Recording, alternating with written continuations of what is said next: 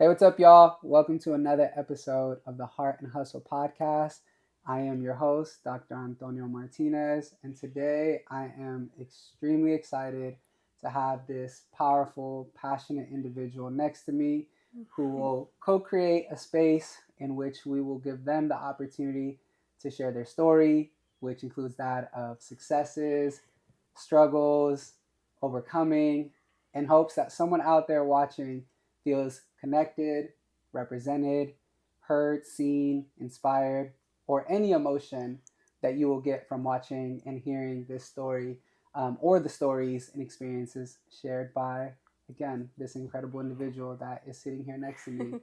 Without further ado, let me give you an opportunity to introduce yourself. You can share your name, where you're from, and just any other pieces of your identity that you would want the audience to know before we dive into some of the deeper questions. Okay. My name is Kenia Juarez. I'm a fourth year at East Bay. I'm a Shout out. student. I was born in Berkeley, but I was raised in Hayward for most of my life, so I'm from the Bay Area. Um, I'm an organizer as of recently, so I'm really excited about that. And then I'm also a student leader at East Bay. Yeah, so tell us a little bit more about being an organizer for those out there who might not be fully aware of what that entails. Um, Share what experiences you've had through that opportunity. So far, since this is my first semester being an official organizer, Mm-hmm. not being in the back scenes, I feel like it's a lot of information, a lot of logistics, a lot of working with others and collaborating together and building one-on-one connections with everybody. Okay. That has been the hard part. I feel like it should be natural, but it's very, you have to be very open Mm-hmm. and okay with exploring new people and learning how to navigate conversations a lot, Mm-hmm. and then also being that person that motivates others to create the change that you Yeah. feel like is right. And it depends on at least for me personally, it depends on what campus I'm on, Mm-hmm. or what my community is like. And giving hope to the community, I think it's the big part, and Mm-hmm. being the person that they feel like they can go to when they feel like something isn't right or something needs to change in the community. Yeah. Could you give some examples of some changes or movements that you were hoping to support? So this semester, it's a lot focused on immigration and everything that's Mm, going on with the raids and how they're expected to be okay with coming into schools, yeah. and with that, a lot we want, or at least I want, a lot of people in my community to feel safe. And coming from immigrant parents, like, it's very personal, and I feel like it's something that it's an urgent matter that I feel like a lot of people, because of the obstacles that there is with like the CSU system specifically, and at least on my campus where I'm working with this, is just all the I don't know how to pronounce, like, the obstacles that comes with it, and Mm-hmm. like people that not necessarily have good intentions with their community. What I Yeah. mean by this is like how we haven't been recognized of how urgent this matter is, and Mm-hmm. how personal it is to students, and how that affects how they work and how they Yeah. communicate and Yeah. how they live their life. Like, especially now, I feel like fear is a big part of it. So it's like making sure that there is a community where they don't fear, where they don't fear for their safety, and Yeah. especially for a lot of undocumented students, and doing this with the system that not a lot of people want to support, Mm-hmm. or that maybe they do, but obviously there's hidden stuff behind everything. For sure. um, and just learning how to do things the right way, Mm-hmm. but also pushing the boundaries, Yes. Yes. and understanding that sometimes you're gonna get people upset Mm-hmm. and step on toes, but having people, um, advisors that guide me through all of this, and make me understand, because even me, sometimes I don't understand like how everything works, and Mm-hmm. or how important it is to like know people and Mm-hmm. know their role and know their values and their morals, because that has a lot to do with how they direct students, at least here at East Bay. Yeah. Yeah. I think what I'm hearing you say is that a part of this role is having conversation and interactions with people in power who, at face value, are communicating and expressing like a care for these individuals who are finding themselves having to confront these really unfortunate set of circumstances. In this particular case, we're specifically talking about like undocumented folks, right? Undocumented families, undocumented students, and how the current landscape of our society, of this country's leadership, has made it so scary to even leave your home, Mm-hmm. right? Not knowing, will I come back? Will I be going to my college campus and feel safe there? And you have people in power who are in charge of creating these environments to be safe, yet might not, like, not knowing how or not doing as much as they Yeah. possibly should or could. And what I love about folks like yourself, and even shout out to the mother of my twins, who's also like a hardcore organizer and activist, is that y'all, like you said, y'all push them to have to realize you got to do more. Like, if you really want to make sure that this is a safe space for these students to show up to, you have to really do more and ensure that it feels safe, that it looks safe, that it sounds safe. Mm-hmm. And I love that you are having a chance to support that. If you don't mind me asking, where does that passion stem from you? Like, what inspired you to want to get involved in this way? I mean, with everything, like obviously our world is very going through it these past few years, and it's only gonna get worse.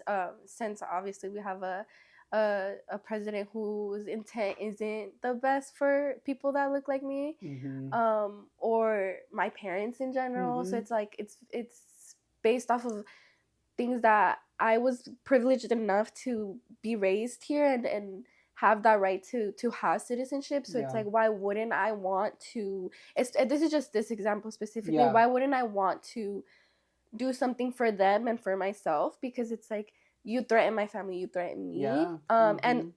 I have a lot of friends, obviously Hispanic. You have a lot of friends that also have come from immigrant families. Mm-hmm. So um that just create that change that my parents were, it's using my privilege to create the Mm-hmm. change that I want to see, or create the change that my parents were chasing when Mm-hmm. they came here, Mm-hmm. and just continuing to build that community where we can continue to create change, or continue to have safe spaces Yeah. where we can create the change, and just have knowledge people that know how to go about situations like this, and like teaching others, and um just honestly, it's all about understanding, and Yeah. understanding why everything happens and how everything happens, Mm-hmm. and being that person that to advocate that way. I feel like honestly for me is just the privilege that I have, Mm-hmm. and owning it and understanding it, and knowing that if I could, why wouldn't I? Yeah. And if I have the capacity also, why wouldn't I? And all of these affect me personally as Mm-hmm. well. Like my parents, Mm-hmm. obviously I live with them. With the school stuff, I go to school, I pay my tuition. Mm-hmm. So I want to know where my money goes, and Mm-hmm. I want to know the way that it's being spent. And I want them to know that students want that safe space on Mm-hmm. campus, um, and at home, because if you have a safe space on campus with resources that are gonna help you, then you're gonna take that back home and educate your Yeah. parents. So I Yeah. think that's it's like a little circle that goes Mm-hmm. around. The more Yeah. people that you educate, they will educate Mm-hmm. others. So it's just like a constant talking, honestly. Yeah, I think what I'm hearing you say is that your passion is very much rooted in just your personal connection to these issues.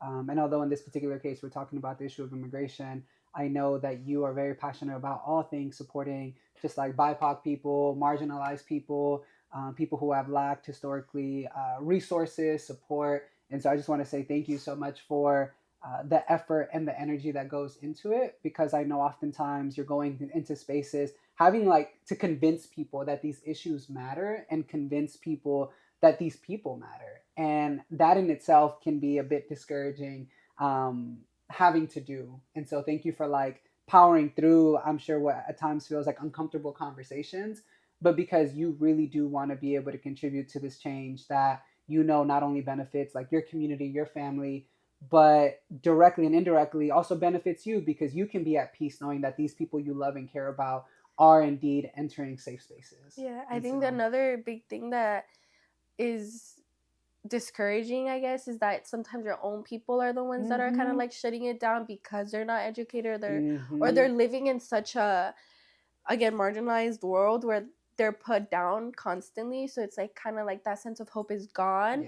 And then just Yeah. reminding them, like, yes, like you guys came here for a better life. Now that I was given that, I guess, how would you say, like, that passion, Mm-hmm. I want to spread that passion to everybody else, and like remind them, like, hey, this is not what your life should be. Yeah. Like you deserve You deserve more. more, and you Mm-hmm. deserve to experience life, a nice life that Yeah. isn't constantly being threatened Yeah. by people around you, Mm-hmm. and that you are capable of creating that change. Mm-hmm. Mm-hmm. There might be more restrictions, Yeah. but that doesn't mean that you can't still put your part in the movement Yeah. or in the organizing. And I think, a key part of it, which you've mentioned a good amount of times now, is just that educational piece. Like, if you are in a space where you learn something really helpful in regards to these issues, don't keep it to yourself. Like, share that, even if it's through like organic conversation. For example, I know when I would go to college, I'd come back and tell my grandma, like, oh, I want to tell you what I learned today, right? Even if it wasn't necessarily something she was going to be able to put into Oh action or yeah. be out there and create the change, it was awesome to know that I was helping expand like her knowledge and her horizon and her understanding of things versus the narratives that are like being shared on the news, which tend to be Yeah. more that rooted in like fear. Scary, Yeah, it's like yeah. more scary, Which is what right? they do. They try to Mm-hmm. im- imply fear to those who don't understand Mm-hmm. how everything works and how, I mean, the law works. Mm-hmm. And then they expect that fear to continue because obviously they spread the fear. They're like, this is what happened, like this is Yeah. what's gonna happen. But it's like, no, not necessarily. Like you have certain rights Yeah, you that have if you certain know rights. about isn't going to take away some of the Yeah. dangers, but at least you'll know how to navigate them a little bit more carefully, Yeah. right? I think an example is that of if ICE comes to like your house, like you're not obligated to let them in, or you're not obligated to like give them your identity, right? Like you do have rights, just even as a human, Yeah. and those are things that not everybody is like fully aware of. And so what I want to ask, tied somewhat into the conversation that we're having so far, going back to something you mentioned, which is, people feeling a lack of hope. As you are navigating life, not just through this organizer identity, but just life in general, could you share with the audience, Kenya, like who or what has contributed to you just having like a sense of hope? Like what drives you to be so passionate, to have so many dreams and goals that you want to accomplish in life? For a very long time, I would say my family. Mm-hmm. Obviously, it's still part of Mm-hmm. why I do what I do, and my sisters, and being the first daughter, like that. Just, I want to be able to set the road for them, but Mm-hmm. also for myself. Um, Again, I was privileged enough to be born here and Mm-hmm. get everything that I have right now. So just using that as like continuing to strive, Mm. continuing to always not have more, but to continue spreading my passion and what I enjoy doing, and um it honestly is fulfilling for me. And Mm. just that, it's very fulfilling, I think, because of the type of person I am. I care a lot about people, and I care a Yeah. lot about my family. So it's like, yes, I'm doing this for them, but I'm also doing it for me because Yeah. it is fulfilling It at the end of brings the day. you like Yeah. some joy as It well. also builds character. I feel like Mm. I've learned a lot, and obviously I want to continue learning. So it's exciting for me to be to do something very well that others notice, Mm-hmm. and just, it's just very fulfilling. I want to be good at what I want to do, and everything that I'm doing now should lead me to what I want to do. And I think putting your all into something that you're passionate about, it's only going to succeed in the future. So I feel like Yeah. that's how I see it a lot. So it is for myself and for my siblings Yeah. and my family and everybody that surrounds me. Yeah. I think I love the way that you framed in your response the evolution of your why, the evolution of what brings you hope. And like you said, there will always be a very large component that's tied to your family, right? I think within communities of color, just culturally and traditionally, we're very family oriented individuals, especially for those of us who were born here and are aware of the different sacrifices like our parents had to make for us to be born Yeah. here. There's always going to be this level of pride we take in wanting to honor their sacrifices. And what I think is so beautiful and powerful that you said is that at this stage in life, you've also recognized the importance of making sure that you're also doing things for yourself, like that you yourself are a big part of your hope, right? Because I think it's going to allow you to continue to not only move forward, but more importantly, move forward when everything is trying to stop you from Yeah. moving forward. And so, if you don't mind me asking you, Kenya, how have you, like, what approaches have you taken or what has supported you in overcoming different obstacles or challenges that you've had to confront and face during this life journey that you've lived so far? I think trusting people and trusting the people Mm, that helped me got that have helped me in my whole journey since now. I think sticking with the people that you know have a good intention with you and give you advice that not only helps you but also sometimes calls you out on certain things that you mm-hmm, need to fix, or like you could have gone about this differently, or you could mm-hmm, have done this differently, which obviously it's a good thing because not everybody is perfect. Everybody yeah. has something that they can work on. And I think having that support system and keeping that support system is important. um, or continuing to find people that I feel like every stage of life I've had different like Mm, mentors, different mm-hmm, friends, and I feel like connecting with them and really investing in that friendship or in that mentorship has helped me a lot throughout this whole journey, and just having people that you can tell your thoughts to yeah. and you wouldn't feel judged for it, Mm-hmm, mm-hmm, and that you would learn after either way. yeah. um, and I think that's the biggest part, that support system that I've created. And if that support system, like, sometimes life moves on, things Mm-hmm, change, but continuing to find people that are part of that support system yeah. again.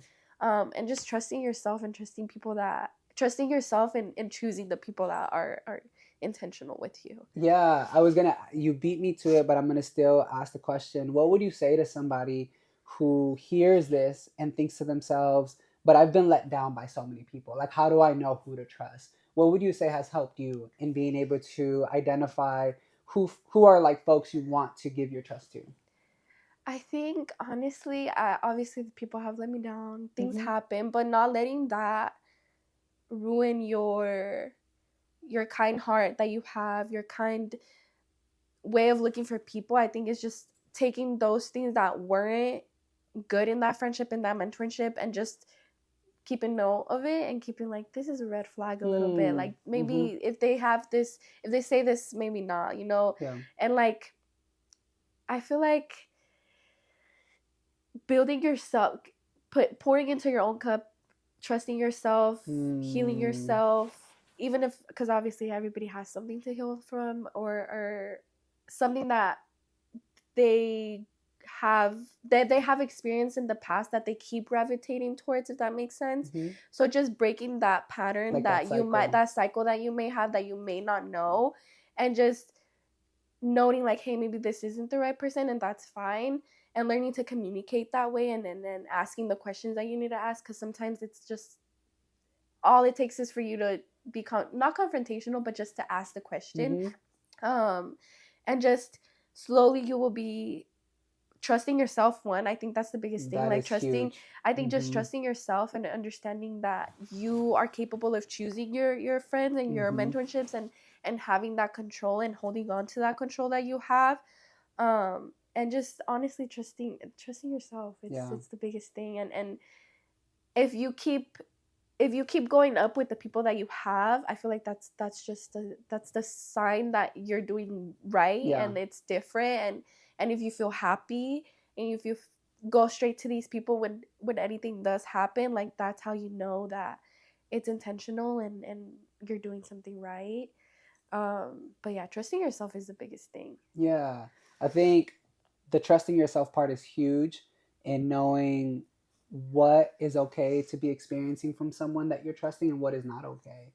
And there is a level of intuition that's a part of that, and also a level of just trial and error. Like you Yeah. said, having possibly been let down in the past and using those experiences as learning lessons, not so that you stop opening up and not so that you stop allowing yourself to trust people, but now you have a little bit more like wisdom and insight as to what you're looking for in people you want to surround yourself with versus things that you don't Yeah. want to kind of exist.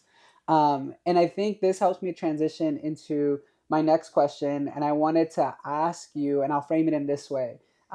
We came to meet each other there while you were at East Bay. And I wanted to ask you, what is your favorite like memory, or what is your favorite moment of connection that we've had that you'd want the audience to kind of be aware of? Honestly, I think it's the first time we probably had a conversation because it was during the pandemic. It was a Mm-hmm. lot like less social, I would Mm-hmm. say. You can have your camera off. But just from, I was in your class, obviously, for those who didn't know. Mm-hmm. And just how supportive you were always to everybody in the class. And Mm-hmm. then just realizing that I didn't have anybody in my life at that moment that really, again, that mentorship, that Mm-hmm. friendship, that Mm-hmm. support system that I've built, I didn't have that. So like that start of it all, I think, was obviously with our relationship and everything. So I feel like that was probably one of my favorite moments. Mm-hmm. um when we first talked and I expressed how I was feeling, and it was understanding and not like, I think I was very overwhelmed with my own feelings, and having somebody hear that out with no Yeah. judgment. I think that was the cherry on top of everything. If I Mm. would say, it'd be like, okay, maybe everything will be okay, or like Yeah. I'll be okay. I just have to, like, this is just me and my emotions in the Mm. moment, and helping me understand how everything was going. Because sometimes, at least for me, I need somebody to like remind me, like, hey, maybe this is how you're feeling, but why are you feeling like Yeah. this, and like Yeah. guidance in like my own thoughts. I feel like Mm-hmm. that was a big thing. And like now learning to do that by myself, I feel like that was from what I got from that first initial conversation with you, and then it just continued to build on from there. So yeah, I feel like it was a very emotional conversation, a Mm-hmm. very vulnerable conversation. So just knowing that I was able to be that vulnerable, I was like, okay, maybe this is a person that I want to obviously continue to keep in Mm-hmm. my life. Mm-hmm. Yeah, and just so for some context, Kenya started her freshman year at Cal State East Bay in the midst of the pandemic, if I'm not mistaken. And during that time, Yes. I was given an opportunity to teach what is called a general studies class, which is catered to first time freshmen, helping them just build foundational skills, knowledge to succeed in college. And it was a very complicated time because, much like Kenya mentioned, it was virtual. Students, I think, were trying to understand how to learn in this kind of mode of educational kind of practices. And so, as Kenya mentioned, cameras were off. Like, I Yeah. was the only one on there with my camera on, trying to really build community with the students. And it was challenging. It was really difficult. I think oftentimes I found myself wondering, like, am I even having an impact? Like, am I even getting through to these students? Can they even feel and experience the care that I have for them, and how much of an impact I really want to make? And if you don't mind me kind of sharing a little bit of context in regards to the additional conversation that you mentioned us having, at the time I hadn't even seen Kenya before Yeah. because, again, understandably so, a lot of the students were coming to class and keeping their camera off. So I had no clue what any of these students really looked like, minus maybe a few who had turned it on for a little bit. And I remember receiving an email from you just asking if we could have a one on one conversation. And so, of course, I wanted to make sure that I created a space where you could share whatever it was that you were feeling, whatever it was that you were navigating. And it was in that moment that you expressed, after I had asked, like, hey, do you mind turning your camera on? I just wanted to feel a bit more of a human conversation, but you went ahead and expressed just these feelings of not knowing if you wanted to stay on this path of going to school. It sounded like there was a level of imposter syndrome. There was a level of disconnect between whether you really felt this college journey was for you. And so, if you don't mind kind of channeling that headspace, if you're okay with doing so, what was kind of going on in your mind and your heart at that time? What were some of the things that were making you doubt whether you wanted to keep going to school? I think it was because I wasn't doing well academically. I think it was very Mm, challenging, again, because it was all online, yes. and it was just something new that I'm going from high school to college, I feel like that also was a big thing because I even in high school I was never a good student. So having that mentality and now seeing it like starting somewhere fresh and then seeing the like, oh, okay, maybe I am the problem was kind of like a big thing, Hmm. or like the things that I'm doing academically aren't working. So Hmm. it was like, oh, what do I do now? Yeah. And it was just again not doing it for myself. I think that was a big thing. Like having my head wrapped around the fact that my parents wanted me to go to college, my parents wanted me to succeed. So having that always on my mind affected me in the way I Hmm. did school. So it was just like, okay, so I don't know what to go from here because I'm stuck. I don't know if I want to do this for myself or like, No. am I just doing it because of my parents, or like, clearly I'm not succeeding. So how do I even tell my parents that I'm not Yeah. succeeding? Yeah. I did have FAFSA at that time, so my tuition was covered by FAFSA.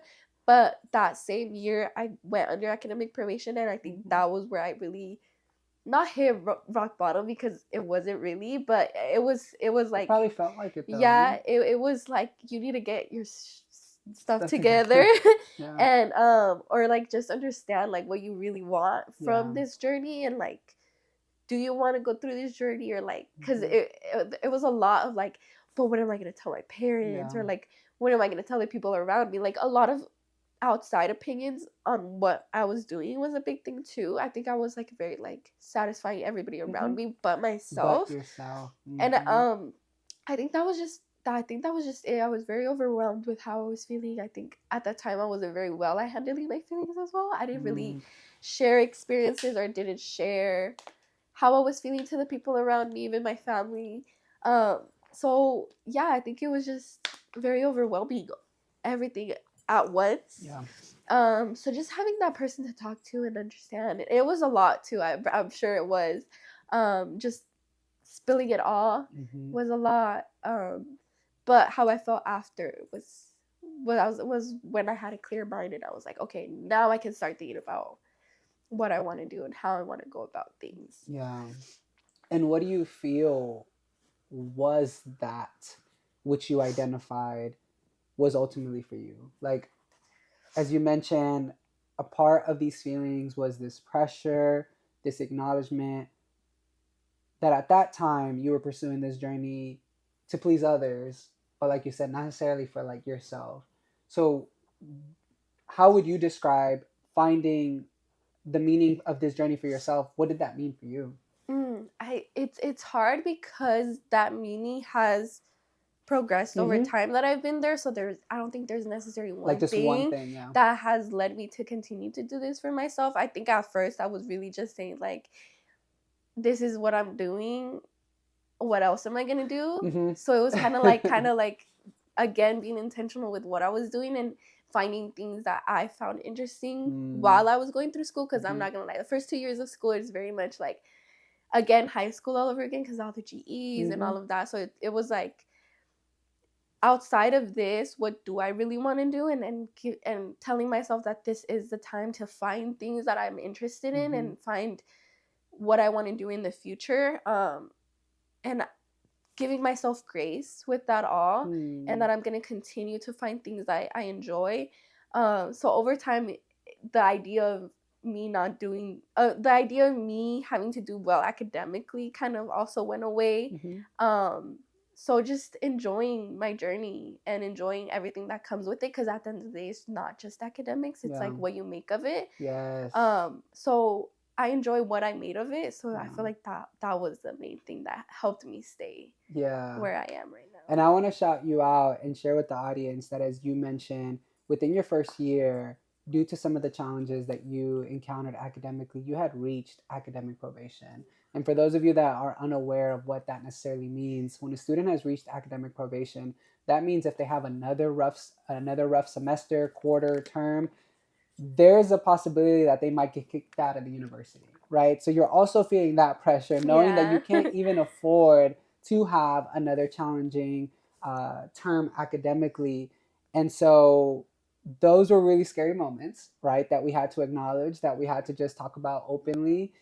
Fast forward, I remember a day just checking the grades of like the different students that I've had the chance to support, And just seeing like a 3.0 and above, like next to your name, just brought such a big smile to like my face, my brain, my heart, because you are such a great representative of what it looks like to basically have your back against the wall and yet not give up. And instead, like you said, find meaning of what this journey could mean for you, and that in itself have a great impact on how you ended up performing academically to the point where now you're not on academic probation. Yeah, I'm heading Now, for a you know what I'm 4.0, so saying? I'm Like excited.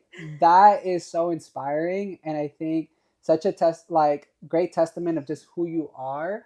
And I wanted to give you a space to share with the audience, right? Especially those who might also be first gen, might be in their first or second year, or somebody who's aspiring to want to go to college. Beyond the academic experience, what would you say you've most gotten out of going through this college experience so far? I think a lot of professional growth has happened. I've Mm, learned what it is to work in a professional setting and how to deal with certain situations, and how networking works, because networking is a mm, big part of everything, making yourself known. Because before college, I was very shy, I was mm-hmm, very to myself. um, but the more that I learned that my chances are up to me, my opportunities are up to me, and are mm, in my control based off how I present myself and how I network and how I talk to people and how I let people in again, is a big part of why I've succeeded so much in college and why I've had all the opportunities that I've had.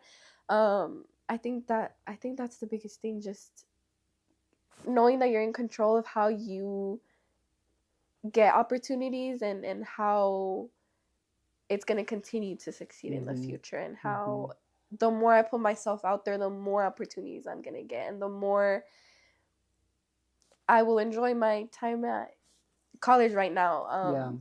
I think the friendships that I've built have had a big part of Mm, it all, because the way that I network with my friends is how I learn of new opportunities and mm-hmm, how I should prepare myself for these opportunities. And again, that support system is really, I think that's the biggest thing for me, is support system, having those mm-hmm. people around me and having them also help me, guide me through professional settings, or what I want to do with my career, or Mm-hmm. um, new interests also that have popped up in this journey, and how now it's preparing me for when I graduate and what Yeah. I actually want to do, and what I want my, I think it's just a preparation era, to be Mm-hmm. honest. Just Mm-hmm. just preparing, understanding, trial and error, Yeah. a lot of mistakes, a lot of hard times, people leaving, people coming, Mm-hmm. and just experiencing it all, and taking that experience and turning it into something nice that I Yeah. enjoy doing, and just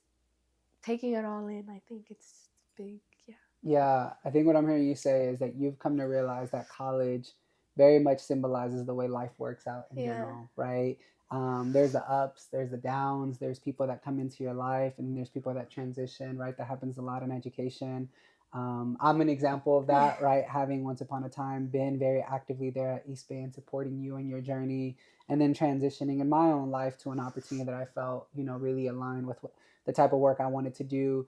And yet, though, I think even this moment here shows that even if someone's not still physically there, like the connections will forever exist, right? Once they've been made, if you want them to keep Yeah, I think existing. that's a big And I thing. think, I, much like yourself, in retrospect, when I think about my college experience, I don't ever talk about the GE classes I took. I don't ever Yeah. talk about the major that I got my degree in. What I talk about is like the dope people that I met and the experiences that really help build me up to who I am now. Because much like yourself, when I first entered East Bay, I was so introverted, so shy. After my first year, I have shared this. I made one friend, if at that, after my first year.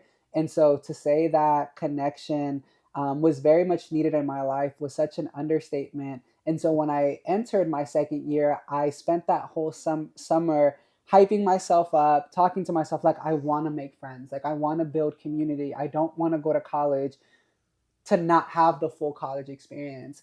And I can say through observation firsthand and also from afar that you two have been very intentional in really wanting to make sure that when your college experience is done, you can confidently say like I did so much. Yeah. Like I did so much that I'm sure has included things that you never thought that you would do. What would you say to someone out there who is introverted, who's shy and quiet? How would you encourage them to step into that uncomfort of being more out there and open? I honestly think surrounding yourself with outgoing people, I think it's a big Mm, thing. People that will hype you up and like becoming more confident with yourself and mm-hmm, confident in what you have to offer, and just also reminding yourself that this is what you want and this mm-hmm, is something that you want to pursue, and if having friends is one, like starting with one and then mm-hmm, just hopefully after that you feel comfortable enough to like expand after, like create more friends or friendships, and also knowing that it can be multiple friends in different, like, how do I explain this, like I have friends that are like different friend different groups, you know, interests. different Mm-hmm, interests, that just because they don't, you guys aren't similar doesn't mean that you guys can't be friends, or it doesn't mm-hmm. mean that the friendship that you guys will have isn't any less than Yeah, somebody the that you other have so groups of friends. many. Yeah, so Mm-hmm, it's also like keeping yourself open-minded on the type of friends that you might originally have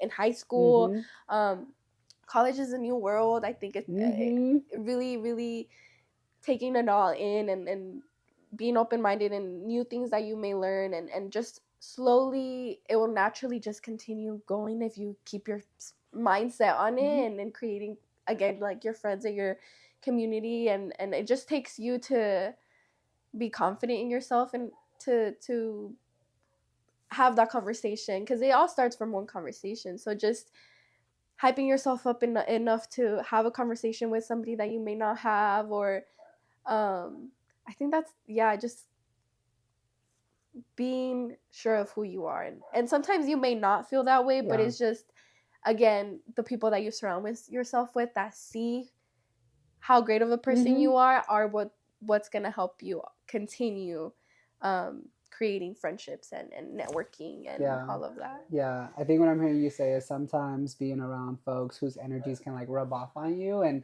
even if initially you might not feel confident, surrounding yourself with other confident people, like at some point you'll have no choice but to say, you know what, let me lean into that too. Like I love seeing them be confident. How would it feel if I allowed myself to live in the that kind of That kind same of like thing. mindset and energy? And I definitely have seen you grow so much and just become so much more unapologetic with who you are, and just have so much level of pride in knowing that you lead with your heart, you lead with kindness, and everything else will kind of figure itself out with the people that you share that with. And so, no, it's been a really beautiful kind of opportunity to see you grow Mm. in all of the different ways that you have. And so, I thank you for sharing that, because I'm sure there's someone out there who's still trying to figure that out for Yeah. themselves. And sometimes just being reassured that, like, hey, you can be introverted to start, and yet you can still grow in so Grow many into different it, ways yeah. with time. But again, like you said, you definitely have to be willing to put yourself out there and stay open to those possibilities And as well. continue working on Yeah, and it, continue working on because it's it. still a constant thing. Just because somebody seems confident doesn't mean that they don't hesitate Yeah. sometimes or like think about it to double take, you know. But Mm-hmm. I think just obviously remind yourself that you're doing it for yourself, and that at the end this is going to be something good for you and it's going to help you succeed in the future. I think that's the main thing, just constantly reminding yourself that this is for you and this is for your future. Yeah, yeah, no, I um agree. Something that I wanted to ask you about, kind of circling back and taking a few steps back to some things we've talked about a little earlier in this episode, is that of your family. I know, if I'm not mistaken, you're the oldest within your mm, household. You are a first generation college going student. And so I'd love for you to just kind of share what this journey has been like in regards to your family's involvement, your family support, even maybe you having to teach your family hmm. what this journey looks and feels like for you. Whatever comes up to mind for you. I think it's very hard because even now I still struggle with letting my parents know how I'm doing with Mm-hmm. school and all of that. But I think being open with them, not fully understanding, but just also like helping them understand like this is Mm-hmm. how, at least this is how my journey is going, Mm-hmm. because even until recently like I didn't express that I have to do an extra year. They'd be like, but why? And also like understanding that sometimes you don't have to explain Mm-hmm. yourself when it comes to stuff like that, like your own experience at least. because they wouldn't know how Yeah. they because they don't know because they're not you. Yeah. So not letting their opinions on how you're doing certain things take over, because I feel like that was a big problem that I had. I let that affect how I did academically, did or took my journey Hmm. with college, and before I took it into my own hands and Yeah. decided to make what I wanted to make out of it.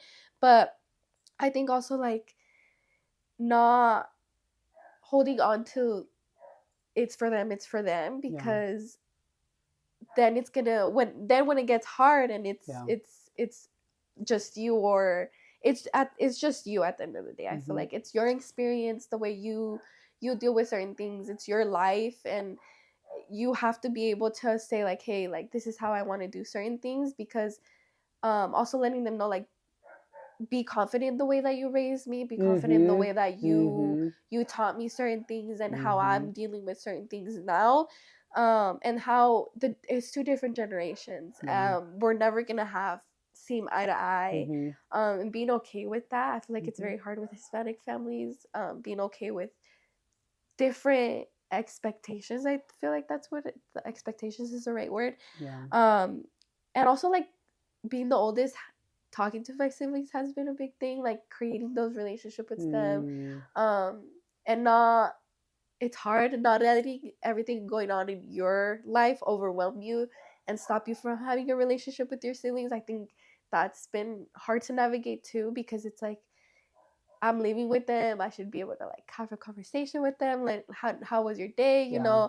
Um, not letting those ties, Hmm. like go away Yeah. just Like be because lost. be lost. Hmm. I think be intentional again with Hmm. how you have family time, and teach them, like teach at least your family how you're dealing with certain things, because your college journey is going to be different from everybody. Hmm. So just understanding your own journey, and just setting boundaries with them, and being like, hey, if I have to stay this late, I have to stay this late. Yeah. um not sacrificing like class time, homework Hmm. time to go and help family members. I think it's another big thing.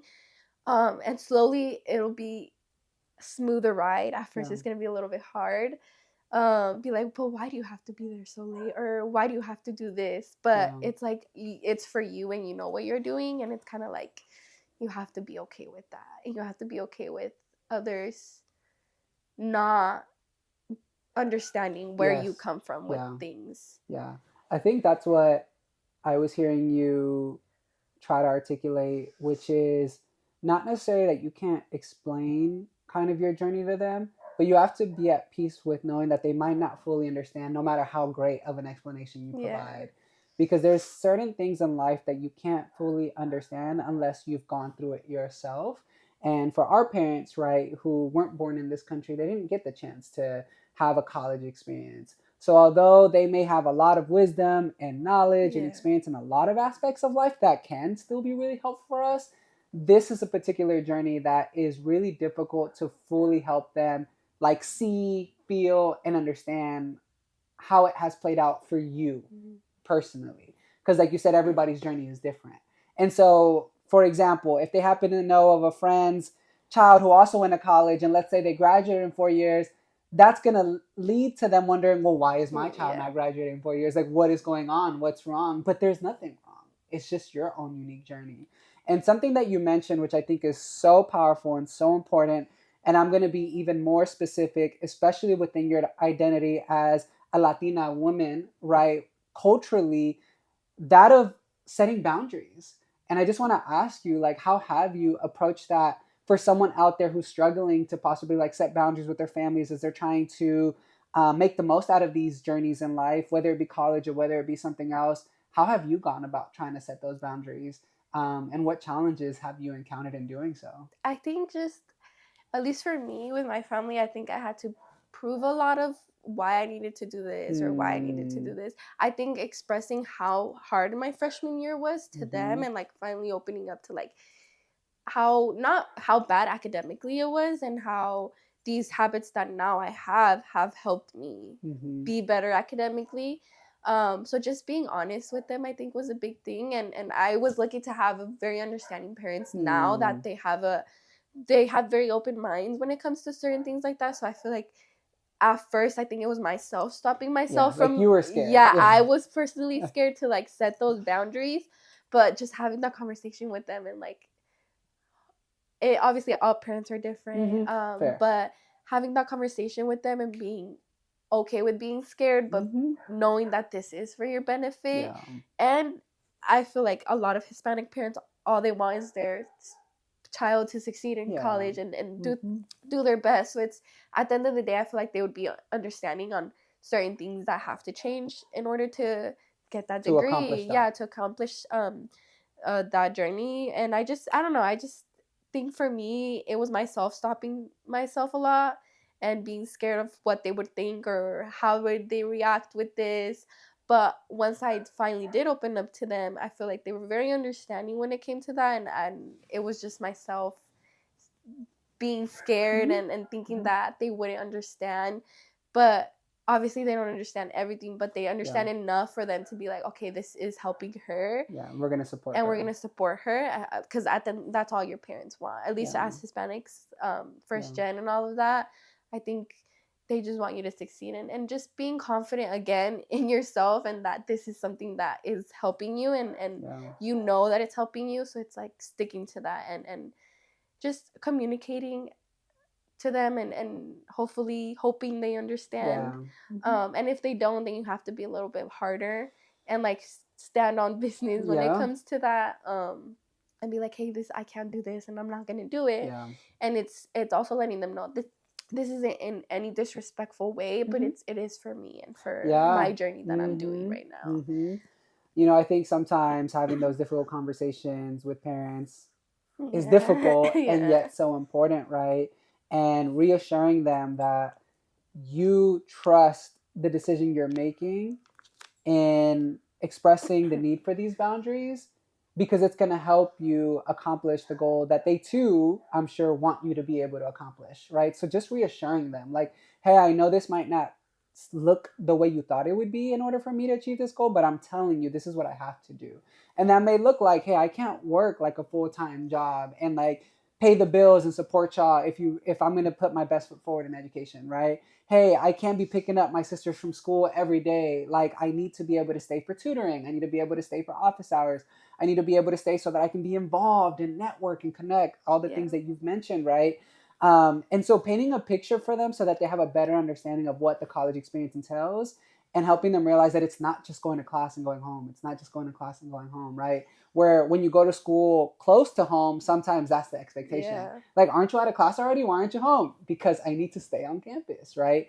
So just also giving them grace as well, and having a bit of patience with them as they're also learning what this experience entails through what you share with them, right? And so, yeah, no, thank you for sharing that. I know currently, as I am supporting college students, that of setting boundaries is something that we talk about, and we do acknowledge the challenge of what the initial process and experience can feel like. But going back to you, to what you said, if it's ultimately going to benefit you, like, you at least got to like try to see if you can establish those boundaries, whether it be with parents, whether it be with a significant other, with friends, whoever it is, right? And so thank you for kind of sharing what your experience has been like with those boundaries. Something that I wanted to ask you too, Kenya, is within the concept of like sacrifice. You know, people hear you say that you're a fourth year, which indicates that you're really close to finishing this journey that you started. What sacrifices would you say you've had to make to get to this point? Because I think that's the part that a lot of people don't always openly talk about. I think a lot is working. My freshman year, that's also why I did so horribly. I was working 6 days a week. It was a part-time job, but it was that kind of part-time job where they almost gave you full-time hours, but like they didn't want to like legally and all that. So really setting boundaries with your work wise was a big thing. I had to cut back a lot, and also thinking like the money isn't all of it if I'm not doing well academically. Like, why am I paying for this if I'm not taking full advantage of it? So that was a big one that I had to like learn, that money isn't all of it. Like, I was a server, so money, it was fast money for me. But understanding that in order for me to do well, I can't be in this place 6 hours, Yeah. 6 days a week. Yeah. Because schoolwork takes Yeah. time. I think finding a job on campus was very helpful because it was very Mm. lenient when it came to when I needed my breaks and all of that. Like when I needed time to step back a little bit, they were Mhm. very understanding on that. I had to become a little bit more antisocial when it came to like going Mm. out and Mhm. certain things like Mhm. that. Because I wasn't working that many hours and because I didn't have that much money. And I'm very much like independent when it comes to that. I don't like asking my Mm. parents for money, or like anybody at all. So just had to cut back on certain things. That was another thing. I think also like like friendships. I think a lot of time it was hard to like find a time that worked for Mm. us. So that was Mhm. very hard. Mhm. Um, and just knowing that just because it's very stressful right now doesn't mean it's going to be okay in the future. Yeah. So just those little stuff that like find I would find joy in doing, Yeah. and understanding that this is for the better, and I kind Yeah. of need to like step back from certain things Mhm. and like certain activities that I may have done before but I can't do now. Yeah. Or not to the same extent. And yeah, not to the Right. same extent. Yes, I think Mhm. that's another thing. Not to It's still okay to like have self-care For time and sure. go Some out and friend have time. fun, Mhm. but I think finding a time has been hard too. Like just I think setting certain times for things like that has Yeah. helped me too. Just being a lot more organized. Organized, yes, I Mhm. think that's the big thing. Yeah, and I really like how you started off with highlighting that of realizing that working what basically felt like a full-time job was getting in the way of you being able to succeed to the best of your abilities within your academics, right? And I think the reason why I say I like that is because that's a pattern that I know a lot of us educators have noticed with like first generation college going students is this belief that they can work like full time, balance a full time like course load of classes, and then be involved on campus. Like it's a It's lot. a It's lot, a yeah. lot, right? And I get it, financially you want to be able to provide for yourself. Sometimes there's even an expectation from your family to help them out, right? But I always would frame it to my students that you don't want like short-term money to Yeah. impact your long-term gains, right? Because the hope is that in an ideal world you'll be getting your degree and be able to enter a professional field where you might even get paid twice as much as you do in that moment down the line, where then you'll really be able to help yourself and your family, right? But I often think or would frame it to my students, okay, do you want to work at Target for the next 30 years or Costco, which there's nothing wrong with those jobs, right? But is that what you would envision for yourself? And I think sometimes framing it in that direct way would allow them to process that and be like, no, I Yeah. don't want to work at a Denny's or a Target for the rest of my life. I'm okay with doing it now, but not if it's gonna get in the way of me being able to pursue like my ultimate dreams and goals. And Mhm. so, touching on that concept, Kenya, as you're about to graduate pretty soon, would you mind sharing with the audience what it is that you're hoping to get your degree in? And then what is like the dream or the goal for you within that professional world that you aspire for? It's crazy. Because I do want to graduate with I'm graduating with my human development Mm-hmm. Degree. degree, but I have realized through new jobs that I've had and things that I enjoy that maybe it isn't something that I want to further. So I do plan on getting my master's, hopefully in some political way. So that's something new that Mm, I've recently discovered, which is okay to do. very okay. I think when I first chose my major, it was because it was such a broad major Mm-hmm. and you can do so much with Mm-hmm. it. Which again, I am glad that I did that because it still somehow Interconnected. yeah, connected with everything that I want to do. But for my master's, I do want to get involved more with political stuff Mm-hmm. or just also like more community building with Mm-hmm. like somewhere that is not just like campus Mm-hmm. wise. Mm-hmm. Um, and yeah, I think that's what I want to kind of do. Yeah. Um, Advocate for people that can be Yeah. advocated On a larger on scale. a higher scale. Mm-hmm. But yeah, I'm getting a little bored with my major, but I think just continue to remind myself like it's okay. This is still gonna help you at the end of Yes. the day. Yeah. I think what I Um, tell students is always remember that regardless of what you major in, you're going to learn some skills that are going to translate to whatever career path you want to go into, right? For example, for me, I too had a similar experience where I got my degree in something that I'm not doing, Yeah. yet a lot of the skills that I built within that major have helped me a lot. And so for me, my bachelor's in communication, right? It's mass communication. Initially, I wanted to go into journalism. I wanted to be like a sports writer. That's not where my Yeah. career took me, right? Because I then got involved with EOP, which you two are have been involved with, and I became a peer mentor. I came to realize through those job opportunities that I had such a passion and such a drive for helping people as well. And so for me, that took me on the path of education. And so I love that for you, within your major and within the opportunities that you've made sure to take advantage of there at East Bay, you've come to realize like, okay, maybe I do want to go into like the political world and be able to create change within these areas of interest that align with me personally and that I have a lot of desire to want to create positive change around. And so, yeah, I think that's beautiful. And I appreciate you just sharing how that has kind of unfolded for you.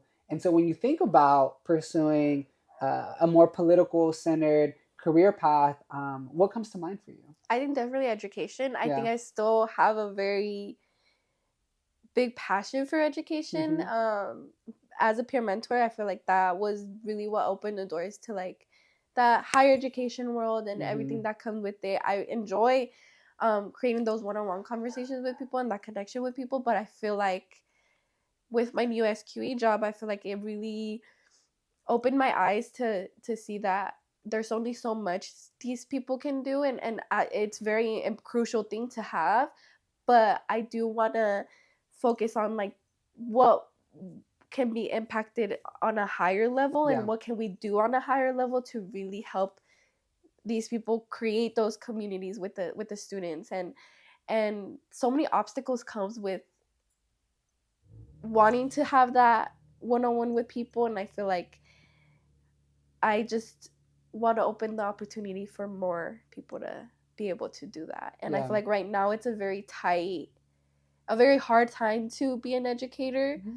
So I think what I want to work on and is making it easier for educators to do their job. Mm. Livable wages, I think it's a Yeah. very big thing. Advocating for that, advocating to students that this isn't just how do this does impact you as a student, Mm-hmm. and it impacts how your professor teaches you and Yeah. how they Supports you. grade and how they Mm-hmm. support you. Yeah, so I think working with students, yes, still, but also educating them Yeah. in that way Yeah. rather than like creating that community, which is still very important, but I do think that that is also an Mm-hmm. important aspect of it, like educating Mm-hmm. others and being a little more serious and being a little more intense with things that are happening right Yeah, now. like more empowered, like that they too can be a part of the change Yes. that we want to see if we want our society and our communities to be healthier, be more educated.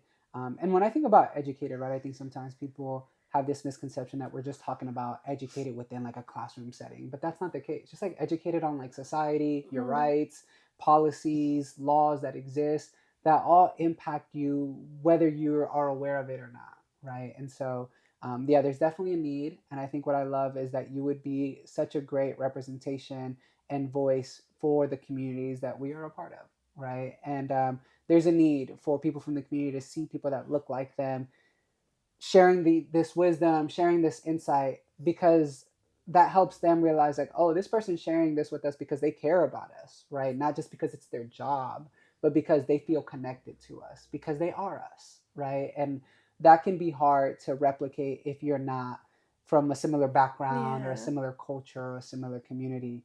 And so I just thank you for wanting to pursue that career path, because I'd imagine that it is going to come with some challenges and obstacles and moments where it may be really easy to feel discouraged. But I have no doubt in my mind that you have the heart, that you have the resilience, and that you have the tenacity to create the change that you ultimately really want to be able to see in our world. And so I thank you for that, Kenya. Um, I want to transition as we're kind of getting closer to the end. Um, I'm gonna change the question up a little bit versus what I've how I've asked it to some of my other guests. For you, I'm gonna create a bit of a shorter window, and the question is: if your 18-year-old self who was feeling those overwhelming of emotions of not being sure if college was necessarily for them could meet you today and see who you've become today, what questions do you think they would have? How do you think they would feel? Would they be surprised? Would they be happy? Like, what do you think they would go on in their minds and their hearts if they could meet this current like state of Kenya? I think very surprised. Yeah. I think very surprised and very proud that I was able to become a person that I normally would look up to, Mm-hmm. or gravitate towards. I think very emotional as well, because obviously the journey was a lot. Um, I think just proud of how I've dealt with situations and how I've become myself a little more confident in myself, more confident in what I have to offer and how and more confident in learning things and having an open mind and accountability. I feel like a lot, like taking accountability for certain things that have happened and how everything was dealt with. I think it's a big thing, and just I don't know, I just think I'd be very shocked of how I've become and how confident I am in myself and in my work. But yeah, I think one thing that I think I would say to myself Yeah, what would now, you say? I feel like I'd just be like, how'd you do it? Like, Hmm. because obviously I would just starting. So it's like, Yeah. Like, how no, did we get there? how did we get there? Because it We has have red been, hair now. I Like... know the red hair is a big thing.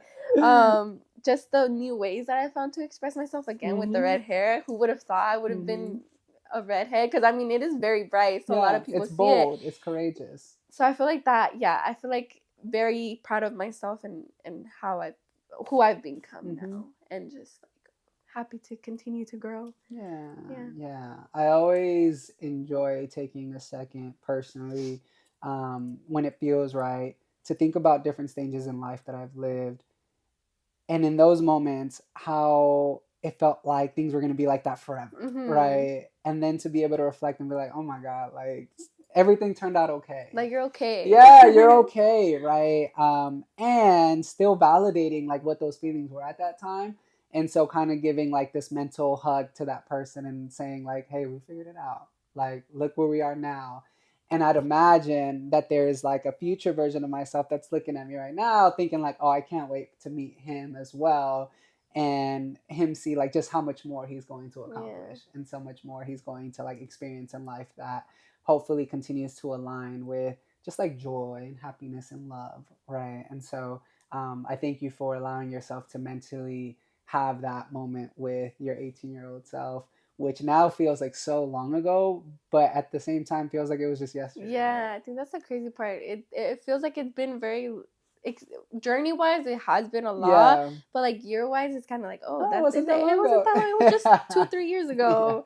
And to see like how much I've grown, it's just like Mm-hmm. okay, motivating to continue to grow Yes, and motivating to exactly. again. I know that I was okay in that Mm-hmm. situation, so it's like continuing to know that in the future, if I do have a struggle again the Yeah. way that I was struggling, like knowing that I was able to get out of it and was Yeah. able to succeed from everything that had Yeah. happened. And I think that that's what's so important is to never forget that we have already overcome significant challenges in our life. And so the next time we find ourselves in one, having that trust again in ourselves that I can overcome this too. It doesn't mean it's going to happen overnight, doesn't mean it's going to happen without like certain levels of emotions, but it's still having that belief like, I'm going to figure this out. Like, I know I am because this is what I do. Yeah. Like, I overcome stuff, you know? And I think when you just allow that to be a part of your identity, then there's like nothing that's ever going to really stop you. It might like Set you back delay a little things. Yeah, it bit, might delay but things a little bit, but it's not going to stop you. yeah. And I think there's so much power when you can have that belief in yourself. And so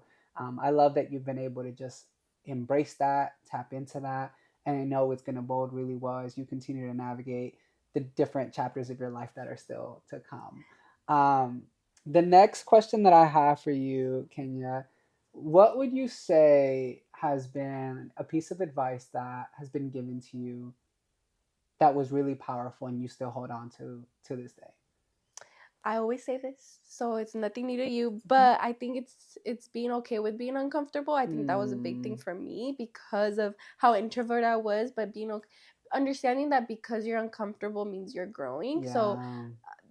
stepping out of your comfort zone and just embracing the uncomfortable is what helps you grow, and stepping out of those boundaries that you have for yourself, and then just expanding those boundaries Hmm. and becoming more yourself because you're pushing back on those boundaries.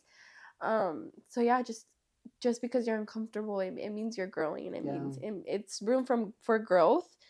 And if you're not uncomfortable, you're not growing. Yeah, yeah. I think that's something that I have really enjoyed see spread as a message a lot more often now is the power, the beauty, and the need to be uncomfortable. There's a difference between being uncomfortable and being unsafe, Yeah, right? yeah, Those are yeah, two yeah, different yeah, things. yeah. But uncomfortable means that you're pushing yourself. Uncomfortable means that you are allowing yourself to grow, to evolve, and become the next version of yourself that's only going to feel that much more powerful, confident, determined, and accomplished, right? And so I definitely have seen you step into a lot of those moments of uncomfort, and I can assure you that you've grown so much even from like an outsider's point of view. And so I love that it's not something that you have just internalized as a piece of advice, but you have found a way to turn it into action for yourself as well. um, the next question that I have for you as we are nearing the end, Kenya, which again I thank you so much for just being here with me today. um, what would you say brought you to want to be a part of the Heart and Hustle podcast, and what would you really want just people to really take away with them from what you've shared? I think just having the platform to express the journey that I've had, and how and again, being first gen and being the first in my family as well, being the Mhm. oldest. I think that a lot of for me personally, Hispanic people deal with very similar issues, maybe different font, but it's very Yeah. similar issues. So I feel like being able to share my journey and share how I dealt with certain things and what went well, and how um, it can be a fun journey, a Hmm. good journey if you make it your own. And just sharing that with everybody and being able to share that to the Heart and Hustle podcast. Hmm. And the big, what was the last part? Yeah, What like what would you something want folks to take away from hearing your story? um how how you have control of yourself, and the opportunities that you have are up to you, and how much you put yourself out there.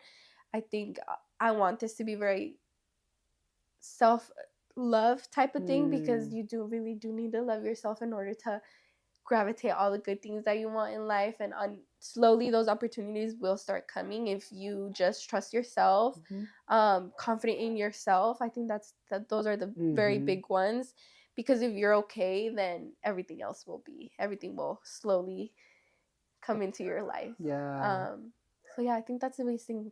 Take care of yourself. Give yourself grace with certain things. That Mm. be empathetic with yourself. Literally, just the way you treat others, you should treat yourself. Yeah, yeah, no, that's so important. And I think someone out there is going to hear you say that and it feel like a really great reminder for them. Because I do think that as humans in society, we're really great at being there for others, yet struggle so much to be there for ourselves.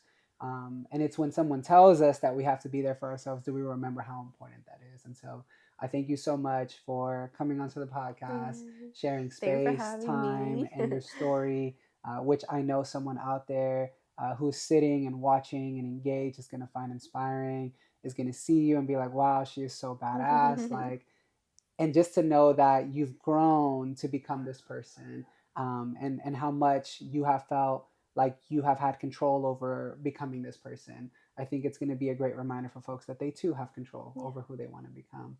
And so thank you all for watching this episode. Thank you once again, Thank you for Kenya. having me. Yeah. Thank you for having me. Yeah. And with that, we wrap up another episode of the Heart and Hustle podcast. Thanks, y'all. Yay.